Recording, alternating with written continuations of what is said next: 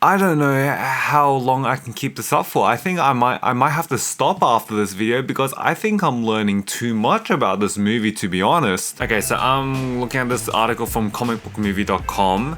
New details on Spider-Man Brand New Day Scorpion suit and comic book tone, and Sadie Sink's character, I guess. The Cosmic Circus has shared a few exciting potential updates today. According to the site, the movie will have a lot in common with Spider-Man the animated series tonally, but is also like a comic book brought to life.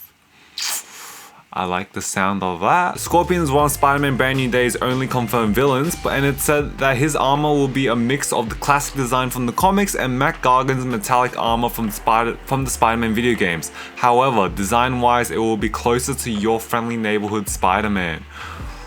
Ooh, okay. I'm down with that. I think that's a pretty decent design. The Sadie Sink rumor.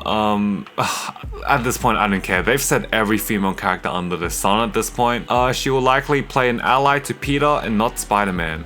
Yeah, that makes sense. Everyone will care about Spider-Man, barely anyone will care about Peter. Even Peter won't care about himself. To quote Spider-Man 2, he has nothing left except Spider-Man. Maybe this is gonna be like kind of a depressing movie where Peter tries to, you know, figure out who he is, and he commits himself a bit too hard to Spider-Man. Sounds like it. And we also have rumors about the villains for this new upcoming Spider-Man trilogy. Alright, let's get into it. The Cosmic Circus has chimed in today, starting by confirming that Mr. Negative will not appear in Spider-Man Brand New Day.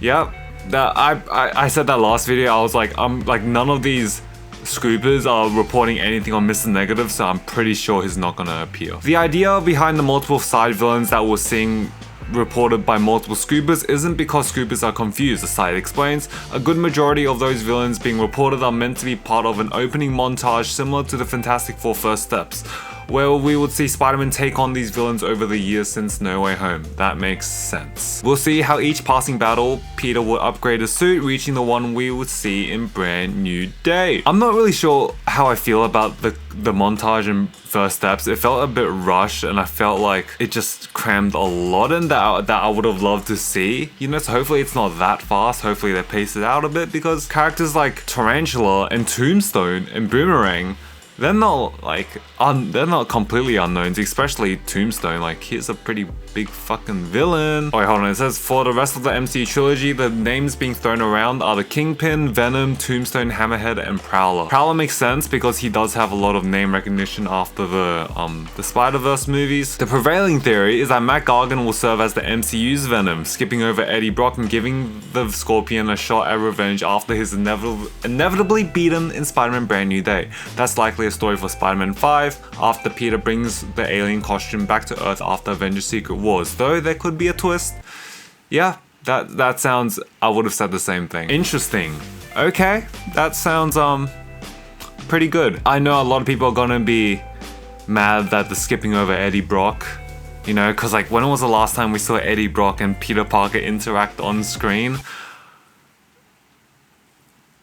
I don't even know. If we're counting animated series, probably... Was he even in Ultimate Spider-Man? I don't think so. I didn't really watch the show in the later seasons. I don't think he ever appeared. Is he in Marvel Spider-Man, the new animated series where the animation looks really bad? I'm not sure. If not, then it might have to be Spectacular Spider-Man? No. Surely they've fought in like a video game or something, because he wasn't in Marvel Spider-Man 2 either. That came out on PS5. Wow, it's been a while since we've seen Peter and Eddie Brock hash it out on screen on anything.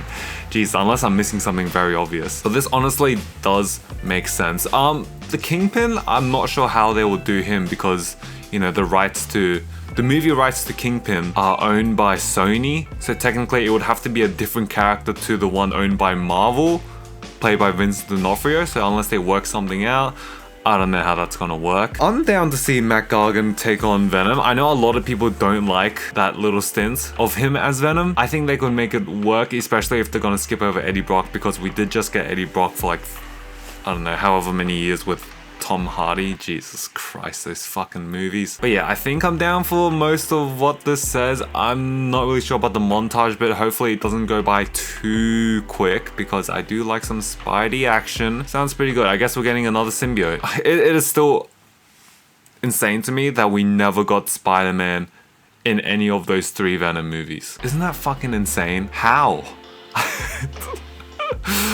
Whatever, man. Let me know what you guys think.